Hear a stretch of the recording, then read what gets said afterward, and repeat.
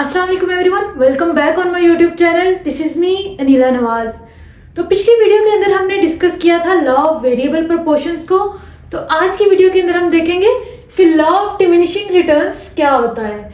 तो law of variable proportion को अगर हम थोड़ा सा रिकॉल करें तो उसके अंदर हमने देखा था कि जैसे जैसे जो वेरिएबल फैक्टर है, वेरिएबल इनपुट है, उसको इंक्रीज करें तो स्टार्ट में जो है वो इंक्रीजिंग रिटर्न्स हमें मिलते हैं। उसके बाद जो है डिक्रीजिंग जो हमारे पास आउटपुट है वो डिक्रीजिंग रेट के ऊपर इंक्रीज करती है और उसके बाद क्या होता है, फाइनली वो क्या होने लग जाती है, नेगेटिव रिटर्न्स हमारे पास आने लग जाते हैं।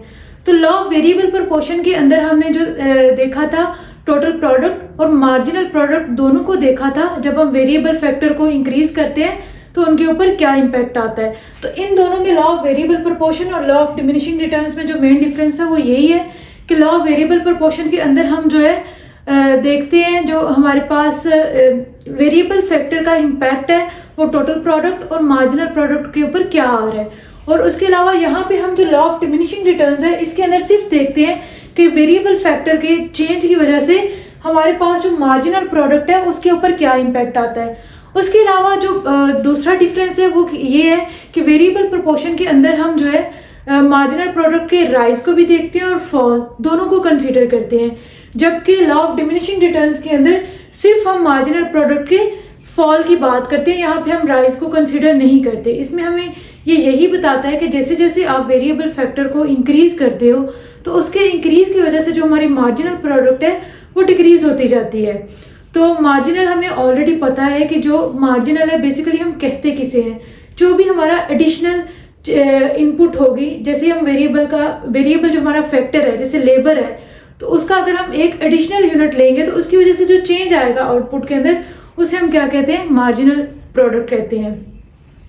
तो यहाँ पे लॉ ऑफ डिमिनिशिंग रिटर्न्स हमें यही बताता है कि जैसे जैसे हम वेरिएबल फैक्टर को इंक्रीज करते जाएंगे तो हमारे पास जो मार्जिनल प्रोडक्ट है वो डिक्रीज होती जाएगी, इसके अंदर फॉल आता जाएगा।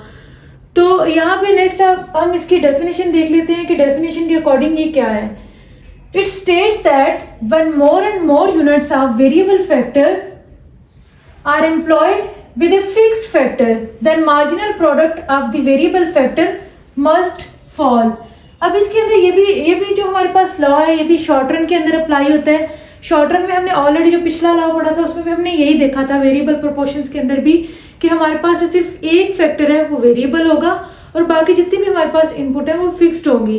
तो अगर एक वेरिएबल होगा और बाकी फिक्स्ड होंगी, जैसे हम कैपिटल और लेबर की बात करें तो हमारे पास अगर लेबर वेरिएबल होगा उसको हम इंक्रीज करेंगे और कैपिटल को फिक्स्ड रखेंगे तो जो हमारी मार्जिनल प्रोडक्ट है वो क्या होती जाएगी, मस्ट फॉल, वो कम होती जाएगी, वो राइज नहीं करेगी बल्कि कम होती जाएगी। तो यहाँ पे ये जो लॉ है हमें यही बताता है कि जैसे जैसे हम अपनी वेरिएबल फैक्टर को बढ़ाएंगे तो उसकी वजह से जो मार्जिनल प्रोडक्ट होगी उसके अंदर फॉल आएगा। तो अब हमने इसकी डेफिनेशन देख लिया, अब हम इसको एक टेबल और ग्राफ की मदद से देख लेते हैं कि किस तरह हमारे पास जो है मार्जिनल प्रोडक्ट के अंदर फॉल आता है जब हम वेरिएबल फैक्टर को इंक्रीज करें। नेक्स्ट अगर हम यहाँ पे इसका शेड्यूल देख लेते हैं तो यहाँ पे हम जो है वो फिक्स फैक्टर ले लेते हैं, वेरिएबल फैक्टर, टोटल प्रोडक्ट और मार्जिनल प्रोडक्ट को। तो यहाँ पे जो हमारे पास फिक्स फैक्टर है अगर हम उसको कंसिडर कर लेते हैं कि एक हमारे पास 1 एकड़ लैंड है, वो एक फिक्स्ड हमारे पास इनपुट है, उसके ऊपर अब हम लेबर जो है वो एक वेरिएबल फैक्टर है उसको इंक्रीज करके अपनी आउटपुट को इंक्रीज या डिक्रीज कर सकते हैं। तो यहाँ पे हमारे पास फिक्स फैक्टर जो लैंड है, लैंड हमारे पास 1 एकड़ है तो ये सारा हमारे पास क्या है, फिक्स फैक्टर है। वेरिएबल फैक्टर हमारे पास क्या आ जाता है, लेबर है। तो जब हम फर्स्ट लेबर को हायर करेंगे तो उसकी वजह से जो हमारी टोटल प्रोडक्ट होगी वो क्या आएगी, हमारे पास 14। उसके बाद जब हम सेकेंड लेबर को हायर करेंगे तो टोटल प्रोडक्ट हो जाएगी 24 यूनिट्स प्रोड्यूस करेगी। इस तरह जब थर्ड वर्कर को हायर करेंगे तो 32, फिर फोर्थ पे 38। तो इस तरह ये जो हमारे पास है हमारे पास टोटल प्रोडक्ट आ जाएगी। तो मार्जिनल प्रोडक्ट हमें ऑलरेडी पता है कि मार्जिनल प्रोडक्ट क्या होती है। अगर हम इसको डिफाइन करें तो जो भी हमारे पास हम वेरिएबल इनपुट है जो हमारी, उसका जो ईच एडिशनल यूनिट हम हायर करेंगे उसकी वजह से जो हमारी आउटपुट के अंदर चेंज आएगा उसे हम क्या कहते हैं, मार्जिनल प्रोडक्ट कहते हैं। यहाँ पे अगर हम मार्जिनल प्रोडक्ट फाइंड करें तो हम किस तरह कर सकते हैं, उसका फॉर्मूला हमें ऑलरेडी पता है, हम पिछली वीडियो के अंदर देख चुके हैं कि जो चेंज इन टोटल प्रोडक्ट है उसको डिवाइड करेंगे चेंज इन क्यू। क्यू यहाँ पे हमारे पास क्या वेरिएबल फैक्टर है।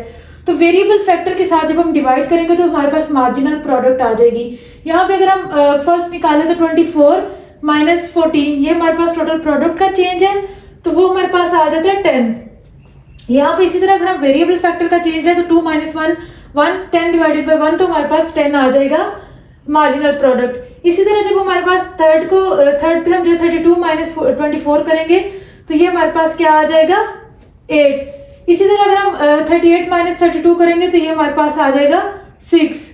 तो इसी तरह हम 42 माइनस 38 करके ये हम सारे अपना मार्जिनल प्रोडक्ट निकाल लेंगे। तो नेक्स्ट हम क्या करेंगे कि इसी मार्जिनल प्रोडक्ट को प्लॉट करेंगे, उसका कर्व बनाएंगे कि वो किस तरह का बनेगा।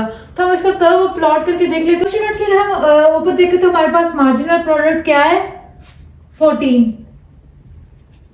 फिर नेक्स्ट हमारे पास आ जाता है 10। यहाँ पे हम देख लेते हैं तो ये हमारे पास है 10। 2 जब हम वर्कर्स को हायर करेंगे तो हमारे पास मार्जिनल प्रोडक्ट क्या होगी 10 होगी, तो ये हम यहाँ पे बुला लेंगे। इसी तरह जब थर्ड वर्कर को हायर करेंगे तो मार्जिनल प्रोडक्ट हमारे पास क्या है 8। इसी तरह जब हम फोर्थ वर्कर को हायर करेंगे तो हमारे पास क्या आ जाती है 6, फिर 4 और लास्ट पे हमारे पास क्या आ गई है 2। अब हम इसको ज्वाइन कर देंगे अगर, तो ये हमारे पास इस तरह बन जाएगा, मार्जिनल प्रोडक्ट का कर्व बन जाएगा हमारे पास। तो ये मार्जिनल प्रोडक्ट का कर्व हम देख सकते हैं कि ये क्या हो रहा है फॉल हो रहा है, इसमें कहीं भी राइज नहीं है। ये स्टार्ट होगा यहां से स्टार्ट होके डाउनवर्ड फॉल करेगा। डाउनवर्ड फॉल क्यों करेगा, क्योंकि जैसे जैसे ईच एडिशनल यूनिट हम लेंगे वेरिएबल फैक्टर का, तो उसकी वजह से जो मार्जिनल प्रोडक्ट है वो डिक्रीज होती जाएगी, उसके अंदर फॉल आएगा, वो राइज नहीं होगी। तो हमें जो लॉ ऑफ डिमिनिशिंग रिटर्न्स है वो यही बताता है। डिमिनिशिंग रिटर्न्स से जो वर्ड है वो यही इंडिकेट कर रहा है कि जैसे जैसे एडिशनल इनपुट्स को हम हायर करेंगे तो उसकी वजह से जो हमारी आउटपुट है उसके अंदर फॉल आएगा, उसके अंदर कहीं भी राइज नहीं आएगा, फॉल आएगा। क्यों? क्योंकि हमारे पास जो फिक्स फैक्टर है वो फिक्स है, उसको हम चेंज नहीं कर रहे, जिसकी वजह से जो वेरिएबल फैक्टर है उनकी जो एफिशिएंसी है वो डिक्रीज हो जाती है, वो इनएफिशिएंट हो जाते हैं। तो उस वजह से हमारे पास जो मार्जिनल प्रोडक्ट है वो हमारी फॉल करती है। तो आज की वीडियो के अंदर हमने जो है वो लॉ ऑफ डिमिनिशिंग रिटर्न्स को देखा है डिटेल के अंदर। तो नेक्स्ट वीडियो के अंदर हम इंशाल्लाह जो रिमेनिंग टॉपिक्स हैं थ्योरी ऑफ प्रोडक्शन के उनको कवर करेंगे। तो तब तक के लिए अपना बहुत सारा ख्याल रखिएगा। वीडियो अच्छी लगी हो तो इसको लाइक कर दें, चैनल को सब्सक्राइब कर दें। मिलते हैं नेक्स्ट वीडियो में, तब तक के लिए अल्लाह हाफिज।